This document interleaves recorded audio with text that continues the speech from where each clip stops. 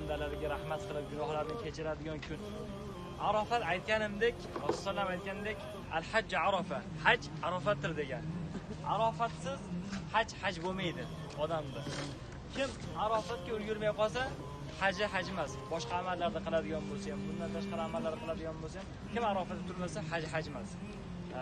Keyin bu yerda ta'arufunnas insonlar bir-biri bilan tanishadigan joy dedi. Demakki, butun dunyoda insonlar hajga keladi, Arafatga yig'ilishadi, bir-birlari bilan suhbat qilib, bir-birlari bilan tanishadigan joy deydi. Xo'p, keyingisi momo Havo onamiz bilan Odam alayhissalom ko'rishgan joy. Hayit kuni emas, ana shu Arafa kuni, Arafat kuni ular jannatdan quvilgandan keyin Alloh taolo ularga bir musibat beradi.